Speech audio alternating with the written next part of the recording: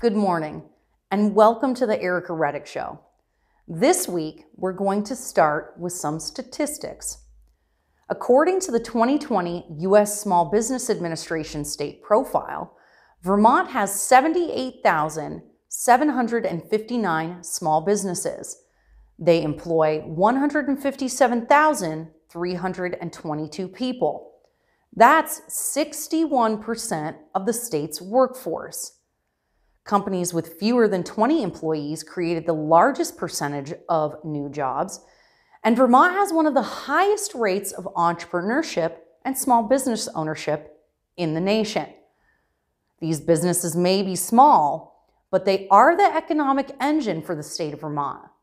Case in point, in the fourth quarter of 2019, Vermont's economic growth surpassed the rest of the nation. But then, COVID. The pandemic has not been kind to Vermont small businesses, especially the large hospitality sector, which normally accounts for $2.8 billion in annual spending on lodging, food, drinks, goods, and services.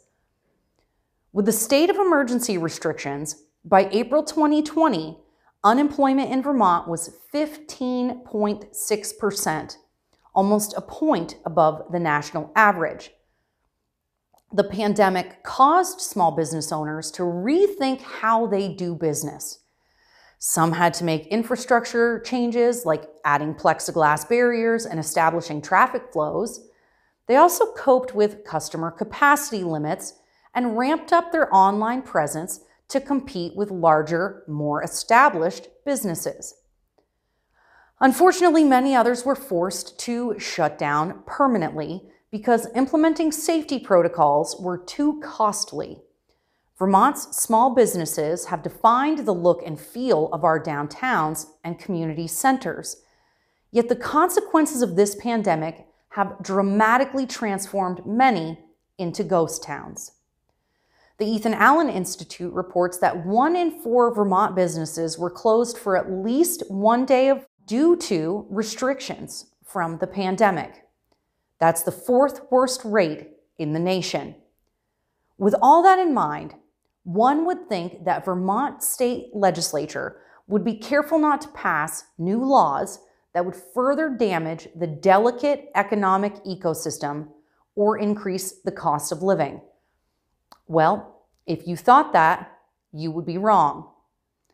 Legislation passed last year bumped up entry-level pay to $11.75 an hour, $4.50 above the federal minimum wage. Now members of the majority party in both Montpelier and Washington are talking seriously about a $15 an hour minimum wage.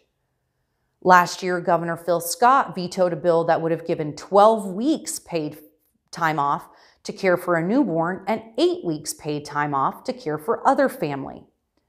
Paid family leave is once again on the table in Montpelier. Climate warriors in the legislature want to tax fossil fuel-powered transportation, heat, and electricity in a state that is winter 9 months out of the year. And then we have the Tax Commission suggesting expanding sales tax to nearly all goods and services. One voice advocating on the part of small businesses is Shawn Shouldice, State Director of the Vermont Chapter of the National Federation of Independent Businesses. The key, Shouldice said, is for lawmakers to first do no harm. So NFIB is asking the legislature to really laser focus on making sure they provide a foundation for economic recovery. And for us, that means stopping the UI tax increases. We appreciate Senate Economic Development's work on S10, which will allow for some charge relief, UI charge relief. Limited liability around COVID cases is, I think a really good one for them to take on. But I also think, to the extent there is funding available for additional grants, that's got to be considered going forward. Governor Scott provided in his budget address $10 million for small business. And that cannot happen without the legislature. The legislature seems really lukewarm on it.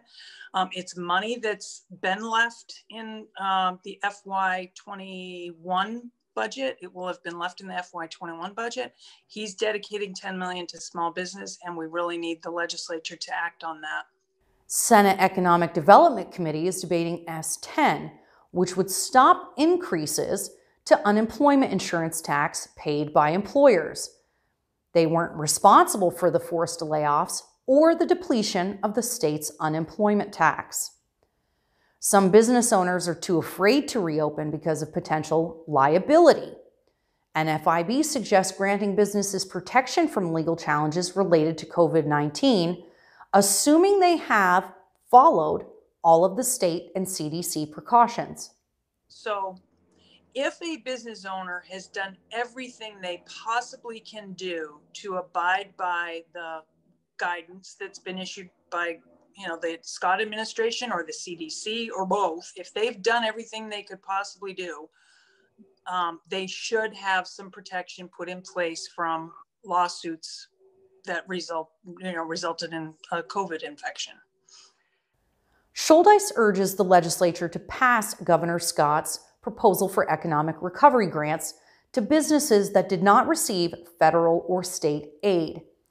What many Vermonters don't know is that the initial round of recovery grants offered by the state for small businesses were only available to non-white or women-owned businesses. So, what will it be, Vermont legislators? Will you make the difficult decisions to let our economy and your constituents recover?